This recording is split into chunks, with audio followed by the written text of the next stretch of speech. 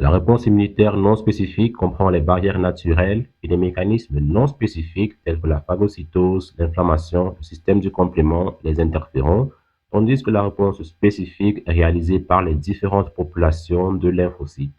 Dans cette vidéo, nous parlerons particulièrement du système du complément. Le système du complément est un ensemble de protéines dont la fonction est d'aider le système immunitaire à lutter contre les antigènes. Ces protéines sont notamment capables de promouvoir l'inflammation et de provoquer la lyse de cellules pathogènes.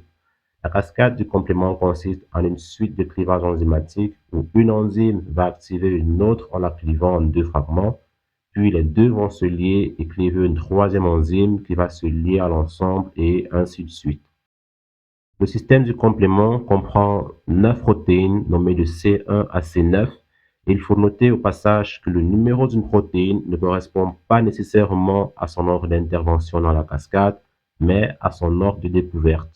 Les protéines sont clivées en deux fragments, A ou anaphylatoxine et B qui est celui qui va se lier à d'autres protéines.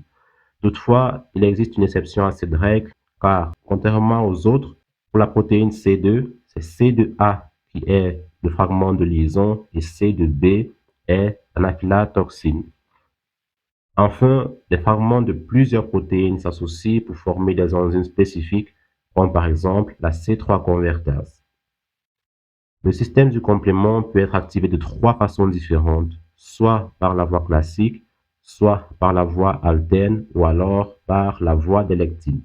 La voie classique peut être activée par des complexes immuns, la voie alterne par hydrolyse spontanée de la protéine C3 et enfin la voie des lectines par les complexes MBL, MASP. Quelle que soit la voie d'activation, elle aboutit à la formation d'une C3 convertase à partir de laquelle toutes les voies se déroulent de manière identique. Regardons maintenant chacune des voies avec un peu plus de détails. La voie classique fut la première à être découverte et elle commence avec C1. La protéine C1 a trois sous-unités, C1Q, C1S et C1R. La liaison de C1Q a des bactéries gram-négatives, des complexes immuns à IgG ou à IgM à la surface de l'antigène ou à d'autres protéines comme la CRP ou même des acides nucléiques de cellules mortes provoquent l'activation successive de C1R et de C1S par changement de conformation. La C1 liée à la surface de l'antigène va par la suite provoquer le clivage de C4 et de C2 circulant. Les fragments C4b et C2a vont s'associer et se lier à la paroi du pathogène, formant alors le complexe C4b2a ou C3 convertase qui va cliver C3 en deux fragments C3a et C3b. Les lectines sont des protéines qui reconnaissent et se lient à des groupes d'hydrocarbures spécifiques. Elles sont notamment présentes dans la paroi de certaines bactéries et à la surface des levures. Quatre lectines connues activent le complément. Ce sont la mannose binding lectin, qui va reconnaître de façon spécifique le fucose, le mannose ou alors le N-acétylglycosamine dans la paroi bactérienne, et les phycolines 1, 2 et 3. La liaison d'une MBL au mannose, par exemple dans la paroi d'un microbe, provoque l'activation des MASP qui vont cliver C4 et C2, qui vont, comme dans la voie classique, s'associer pour former le complexe C4b2A. Et la suite de la chanson, vous la connaissez déjà. La dernière voie d'activation est la voie alterne qui se fait par hydrolyse spontanée de C3, soit par les exotoxines, soit par le contact direct avec la paroi bactérienne. Le fragment B de la C3 se lie alors à la paroi et fixe une protéine plasmatique appelée facteur B.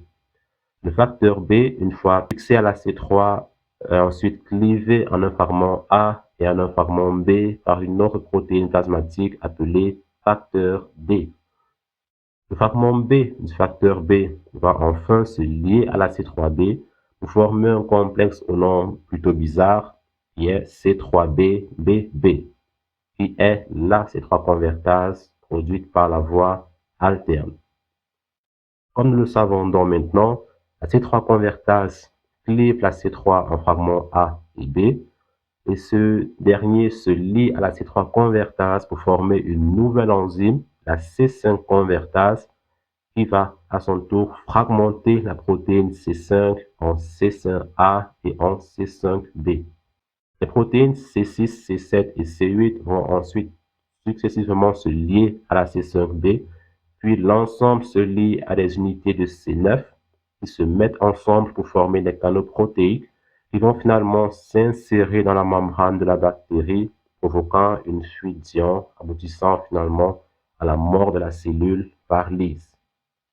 Le complexe formé par la C5B, la C6, la C7, la C8 et la C9, puisque s'attaque directement à la membrane de la bactérie, est appelé complexe d'attaque membranaire.